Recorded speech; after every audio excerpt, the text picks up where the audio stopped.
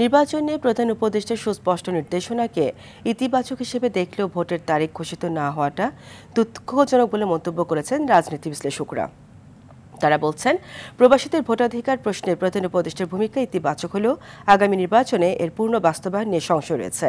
নির্বাচনে level playing field বজায় রাখতে সরকারের পাশাপাশি রাজনৈতিক দলগুলোকেও ভূমিকা রাখতে হবে বলে মত তাদের, জানাচ্ছেন খান আলমিন।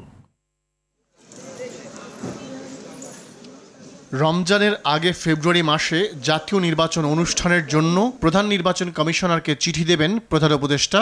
জাতির উদ্দেশ্যে দেয়া গণ অভ্যুত্থান দিবসের ভাষণে প্রধান উপদেষ্টার নির্বাচন নিয়ে এমন পরিকল্পনা রাজনৈতিক অঙ্গনে ইতিবাচক সাড়া ফেলেছে। দায়িত্ব হস্তান্তরের প্রক্রিয়া শুরু করব। এই সুস্পষ্ট নির্দেশনাকে ইতিবাচক হিসেবে দেখছেন রাজনৈতিক বিশ্লেষকরা। উনি বলছেন যে ভাষণের পর থেকে নির্বাচনী কার্যক্রম শুরু হবে, তো এটা আমাকে আশ্বস্ত করেছে বা আমি মনে করি নাগরিকদের কিছুটা আশ্বস্ত করবে এবং উদ্দীপনা তৈরি করবে। কিন্তু সবচেয়ে বেশি ভালো হতো যদি 5ই আগস্টকে কেন্দ্র করে নির্বাচনের তারিখ ঘোষণা করা হতো। প্রধান উপদেষ্টা এই ফেব্রুয়ারিতে নির্বাচন করার ঘোষণা দেওয়ার আগে প্রধান রাজনৈতিক দলগুলোর সাথে আলোচনা করে এবং মতামত নিয়েই এই তারিখটা ঘোষণা করেছেন। তো আমরা আশা করছি যে আমরা উৎসবমুখর পরিবেশে ফেব্রুয়ারিতে একটা জাতীয় নির্বাচন অনুষ্ঠিত হবে।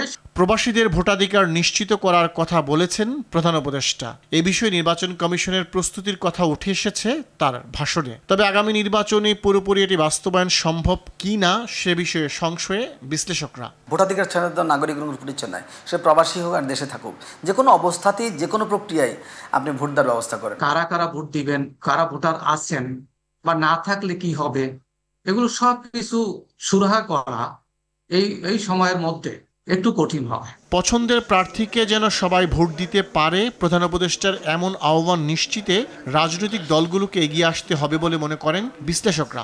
রাজনৈতিক দলগুলো যদি নিজেদের মধ্যে গণতান্ত্রিক ব্যবস্থা না নিয়ে আসে এবং তারা যদি গণতন্ত্রকে প্রায়োরিটি দিয়ে ক্যাম্পেইন না করে এবং নিজেদের মধ্যে অন্তর্দ্বন্দ্বগুলোকে না কমায় এবং গণতান্ত্রিক ব্যবস্থার চর্চা না করে, তাহলে তো যত আইনি কাঠামোই করেন না কেন শেষ পর্যন্ত সেটা তো বাস্তবায়ন হবে না। প্রার্থীদেরকে সহযোগিতা করতে হবে, রাজনৈতিক দলগুলোকে সহযোগিতা করতে হবে এবং রাজনৈতিক দলগুলোকে আগের যে মানসিকতা, যে টাকা দিয়ে প্রভাব খাটিয়ে নিজের পক্ষে ভোট টানের যে ভোট নেওয়ার যে মানসিকতা, সেই মানসিকতা থেকে বেরিয়ে আসতে হবে। টেকসই নির্বাচনী ব্যবস্থা গড়ে তুলতে সরকারের পাশাপাশি রাজনৈতিক দলগুলোর অভ্যন্তরীণ সংস্কারে গুরুত্ব আরোপ করেছেন বিশ্লেষকরা। খান আলামিন, RTV, ঢাকা।